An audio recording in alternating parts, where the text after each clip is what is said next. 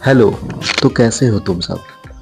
आज की इस वीडियो में हम लोग बात करने वाले हैं तुम्हारे लोग की सारी क्वेरी के बारे में। जैसे पिछले 5 दिनों से मुझे काफ़ी मैसेज आ रहे हैं कि भैया आपने इम्पोर्टेंट क्वेश्चन दे दिया, आपने पीडीएफ बनाकर दे दिया, आपने सारा कुछ कर दिया, पर अब पढ़ने में मज़ा नहीं आ रहा है, मेरा लूप ख़त्म होते जा रहा है। तो इसके लिए मैंने कुछ बनाया है जो कि मैं तुम लोगों को इसके तरीके से समझाने की कोशिश करूँगा। और अगर तुमको ये वीडियो अच्छी लगेगी तो like, comment, share and subscribe करना मत भूलना, ठीक है? तो चलिए शुरू करते हैं।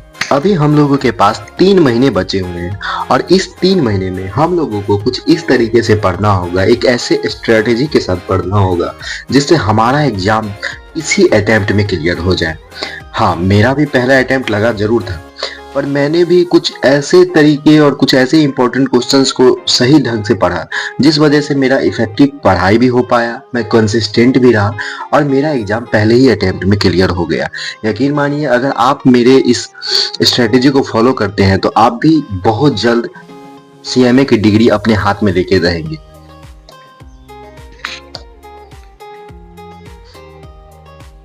ये कुछ हमने टेबल ऑफ कंटेंट्स बनाया है जिसमें आज हम लोग देखेंगे कि कैसे हम लोग अपने पढ़ाई को बहुत ही अच्छे तरीके से और बहुत ही सही ढंग से पढ़ेंगे, जिसके कारण हम लोग पहले ही अटेम्प्ट में अपना एग्जाम निकाल लेंगे।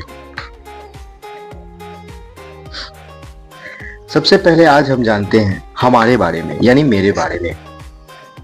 मैं अभिनव भास्कर, मैंने सीएमए का एग्जाम दिया है और मैंने भी अपना एग्जाम पहला अटेम्प्ट जब मुझे लगा था तब मैंने कुछ ऐसी प्लानिंग्स की, कुछ ऐसे टिप्स देखे। एक मैंने भी कई सारे टीचर्स को फॉलो किए, पर सही ढंग से ना पढ़ पाने के कारण मैंने कुछ स्ट्रेटेजी बनाई जो कि लास्ट के 3 महीने में ही पढ़ के मैंने अपना दोनों ग्रुप क्लियर किया।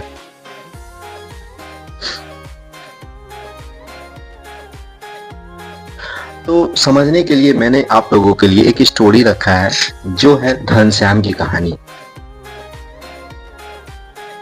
घनश्याम की स्टोरी में 3 कैरेक्टर होते हैं, एक खुद घनश्याम, दूसरा डॉक्टर माथुर और तीसरी दादी। घनश्याम काफी गरीब रहता है और उसकी दादी जो है वो भी काफी गरीब रहती है। हालांकि घनश्याम अगर गरीब है तो उसकी दादी भी जाहिर सी बात है कि गरीब होगी। तो मतलब ये दोनों जो है दादी पोता एक गांव में रहा करते थे और घनश्याम का सपना काफी बड़ा, बड़ी बड़ी गाड़ी, बड़ी बंगले, बड़े बहुत सारे पैसे हो इसके पास, ऐसा वो सपना देखा करता था। इस वजह से इसने एक लोगों से उधार लेकर एक व्यापार भी शुरू किया, एक बिजनेस भी शुरू किया फल और सब्जियों का। पर इसके पास क्या था, ये कंसिस्टेंट नहीं रहता था, या फिर इसका टाइमिंग का कोई फिक्स ही नहीं था। कभी 2 घंटा सुबह खोलता था दुकान, कभी शाम को खोल देता था, कभी रात को खोल देता था, मतलब जब इसको मन करे तब।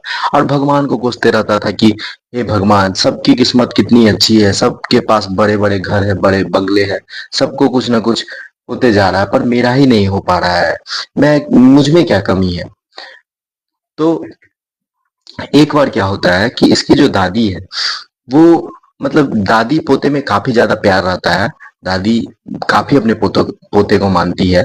पर क्या होता है, एक बार दादी का बहुत ज्यादा तबीयत खराब हो जाता है, बहुत ज्यादा बीमार हो जाती है। इस कारण से घनश्याम क्या करता है, अपनी दादी को लेके डॉक्टर के पास जाता है और डॉक्टर जो है वो बोलता है कम से कम आपको 10 लाख का खर्चा होगा।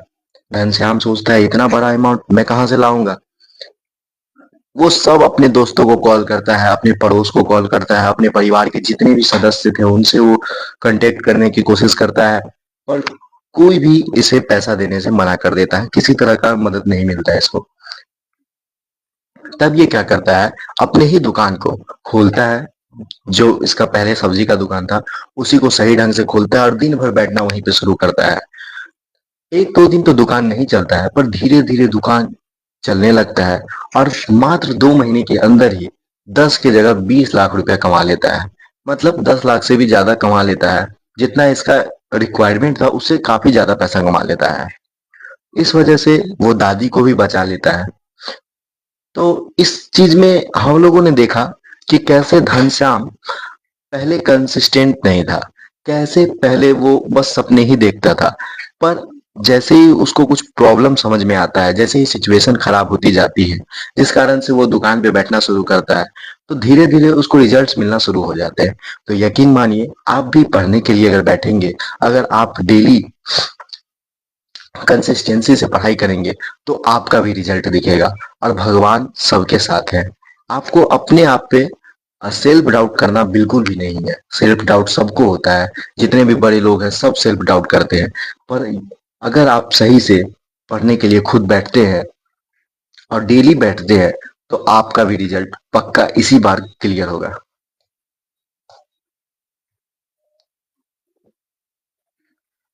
आज की लर्निंग में हमने सीखा कि सिचुएशन जो है डजंट स्टॉप ड्रीम। कैसी भी सिचुएशन हो, कितना भी गरीब था, पर सपने देखने से किसी को इनकार नहीं है। आप भी सपने देखिए, आप भी सीएमए की डिग्री को अपनाने का सपना देखिए और आप भी जरूर पूरा करेंगे। ड्रीम्स नीड प्रॉपर प्लानिंग, और प्लानिंग तो होना बहुत जरूरी है। अगर आपको पता ही नहीं रहेगा कि यहाँ से गुजरात जाने का रास्ता कैसे है, या फिर कहीं का रास्ता ही नहीं पता होगा, तो आप कैसे जाइएगा। तो प्लानिंग तो बहुत जरूरी है। टाइम मैनेजमेंट भी बहुत जरूरी है, क्योंकि अगर ये एग्जाम को जिस हिसाब से हम देखें, इसमें टाइम मैनेजमेंट बहुत ही ज्यादा इंपॉर्टेंट रोल प्ले करता है। क्योंकि आपको अपने बॉडी के साथ, हेल्थ के साथ, आपको प्रॉपर स्लीपिंग के साथ, पढ़ाई के साथ सब कुछ मैनेज करना है। तो टाइम मैनेजमेंट तो बहुत ही जरूरी है। और हाँ, मैं नेक्स्ट वीडियो टाइम मैनेजमेंट पे भी लाने वाला हूँ। अगर आप डिसिप्लिन और कंसिस्टेंसी से पढ़ाई करते हैं, तो आप एक्सक्यूजेस को बीट कर सकते हैं। और जो भी प्रेशर अभी हो रहा है, मतलब आप रात भर जग के पढ़ रहे हैं या दिन में सुबह उठ के पढ़ रहे हैं, नींद कम हो रहा है, सेक्रीफाइस जो भी कर रहे हैं आप लोग, उससे जो प्रेशर हो रहा है आपको, आपको एक ऐसा स्ट्रेंथ मिलेगा आने वाला 1 से 2 साल के बाद, कि आप प्राउड फील कीजिएगा। आपको लगेगा कि नहीं जी, उस समय मैंने सही काम किया, जिस वजह से आज मैं इस पोजीशन पे हूँ। और कंसिस्टेंसी क्रिएट्स सक्सेस, ये तो जाहिर सी बात है। बहुत सारे लोगों को लगता है कि मैं एक रात पहले, एग्जाम से एक रात पहले पढ़ के ही पास हो जाऊंगा। एग्जाम का जब समय आएगा उस समय पढ़ूंगा तो पास हो जाऊंगा। लेकिन ऐसा नहीं है।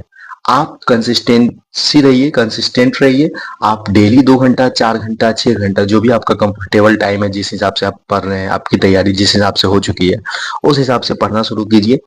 आप विश्वास रखिए, आप एग्जाम निकाल लीजिएगा, आपके हाथ में डिग्री रहेगी। अब टाइमिंग का जो बात है वो सबका अलग अलग है। मैं अपना टाइमिंग 6 आवर्स मानता हूँ। मतलब 6 hour per day you should have to study. तो जानते हैं 6 आवर इफेक्टिव स्टडी कैसे करेंगे।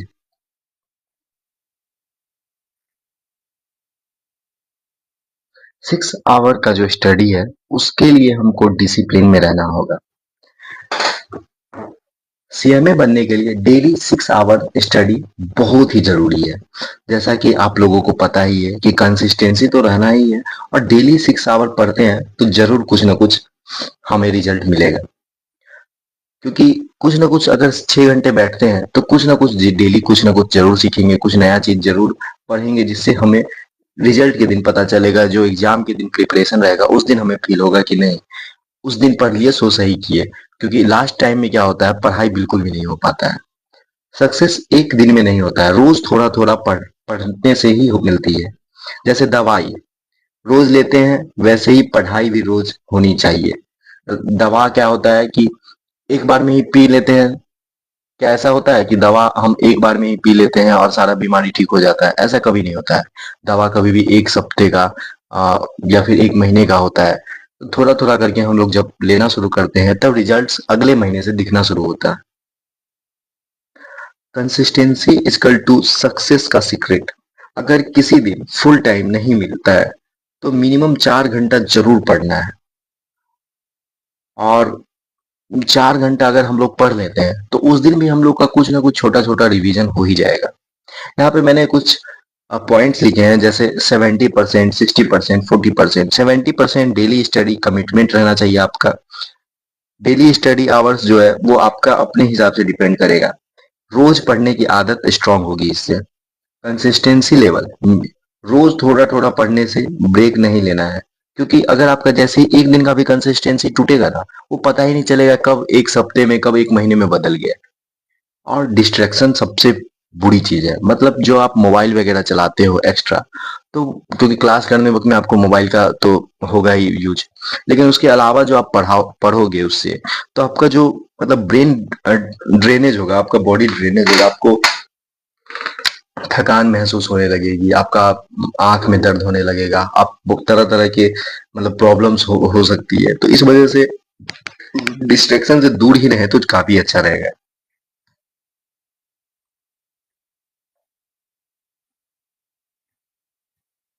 मैंने जो टाइम टेबल से पढ़ा था, ये मेरा टाइम टेबल है। 6 से 9 3 घंटे सुबह में, 12 से 4 4 घंटा दोपहर में, और 6 से 9 शाम को या रात को 3 घंटा।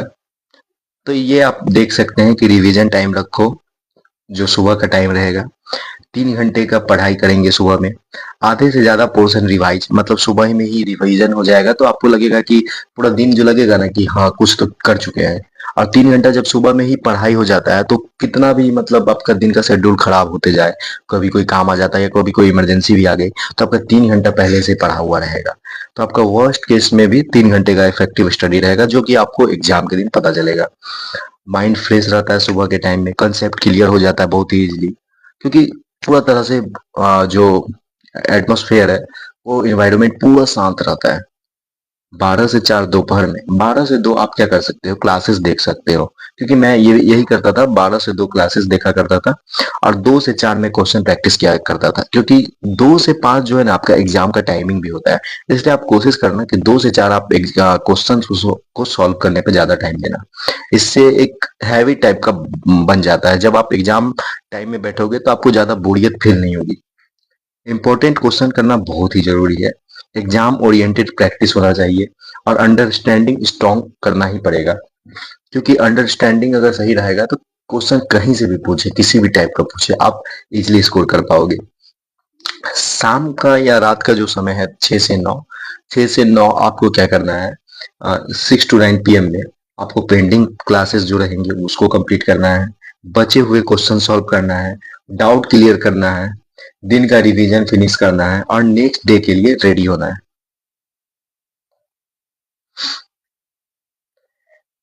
अब बहुत सारे बच्चे हैं कि जिन्हें खुद पर बिलीव ही नहीं हो रहा है कि कैसे मैं कर पाऊंगा अभी कि नहीं कर पाऊंगा, इतना पढ़ने वाला सिर्फ टॉपर ही हो सकता है, मैं मुझसे नहीं हो सकता, ये सब सबको लगता है। पर देखिए यहाँ पे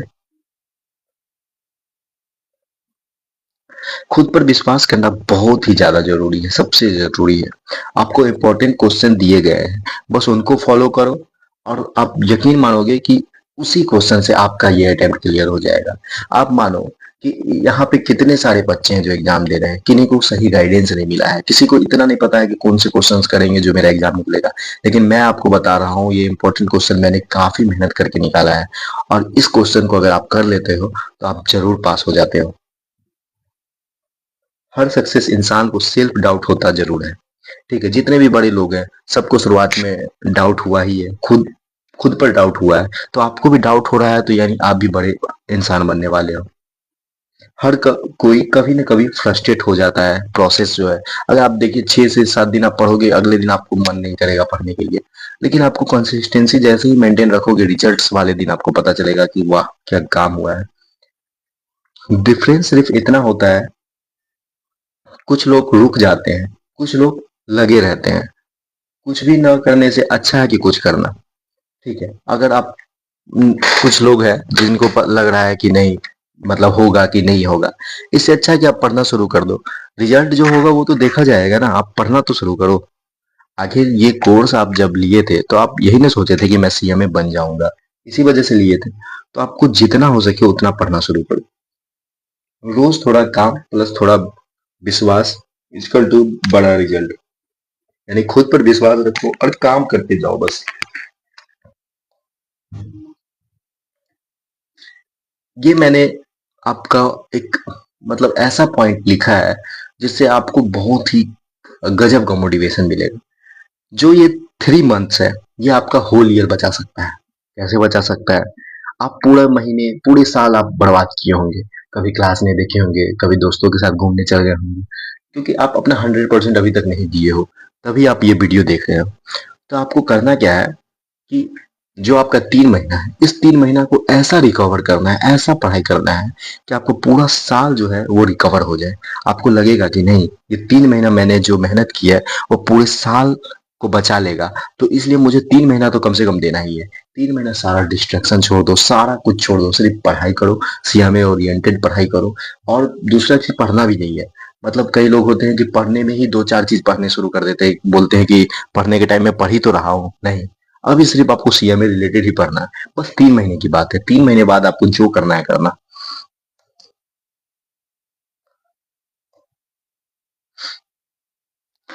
अगर आप 3 महीने अपना 100% दे देते हो तो आपका पूरा साल बच जाता है। चाहे पूरे साल पढ़ाई ना हुई हो, रील्स, डिस्ट्रैक्शन, प्रोक्रास्टिनेशन सब साइड रखो, सिर्फ 3 महीने खुद को प्रूफ कर दो। कंसिस्टेंसी के साथ मेहनत कर ली तो रिजल्ट पक्का है। मेन फुल कॉन्फिडेंस के साथ बोल रहा हूँ, 3 महीने से दिए इसी अटेम्प्ट में एग्जाम क्लियर हो जाएगा। अगर पास हुए तो मिठाई मेरी तरफ से नहीं, तुम्हारी तरफ से खाऊंगा। Revision most important. रिवीजन जो है वो तो काफी ज्यादा मतलब इम्पोर्टेंट टॉपिक है यहाँ पे। एग्जाम में सबसे इम्पोर्टेंट होता है रिवीजन। तलवार होना जरूरी नहीं होता है, तलवार चलाना आना जरूरी होता है। अगर आपके पास तलवार रहे पर आपको पता ही नहीं कि कैसे चलाना है, तो वो तलवार तो एक मतलब मेटल है, वो तो एक वेस्टेज है। लेकिन आपको पता है कि चलाना कैसे है, तो आप तलवार को इस तरह से चलाते हो कि आप अपने अपने आप को डिफेंड कर सकते हो। तो आपके पास जितना भी मटेरियल्स है, पीडीएफ्स है, बुक्स है, नोट्स है, तो उसको पढ़ना शुरू करो। प्रॉब्लम लिखने की प्रैक्टिस में होती है। बच्चे जो है मतलब वो राइटिंग प्रैक्टिस सही नहीं करते हैं। राइटिंग प्रैक्टिस अगर आपकी सही रहती है तो आपका एग्जाम जो है मतलब वो काफी अच्छा जाएगा। रिवीजन इसीलिए मैं बोल रहा हूँ क्योंकि देखिए, अगर आप यहाँ पे आप पढ़ लिए, समझ लिए बहुत चीज, बहुत सारे यूट्यूबर का वीडियो देख के आप समझ लिए, लेकिन क्या होता है जब आप एग्जाम में बैठते हैं ना तो आपको रिवीजन ही नहीं रहता है, प्रैक्टिस ही नहीं रहता है, तो आप कैसे लिख पाओगे। इसलिए revision is most important things in this. Question structure समझना जरूरी है, इसलिए सिर्फ इंपॉर्टेंट क्वेश्चन दिए गए हैं, इनको 2-3 बार रिवाइज करो और प्रॉपर आंसर राइटिंग प्रैक्टिस करो। कॉस्टिंग में 80 to 100% मैचिंग क्वेश्चन आएगा। अकाउंट्स में मिनिमम 70% मैचिंग क्वेश्चन रहेगा इस बार। अगर इतना ही करके करके सीएमए बन जा रहे हो तो प्रॉब्लम क्या है, आज नहीं तो कब। इसी अटेम्प्ट को लास्ट चांस समझकर पढ़ो।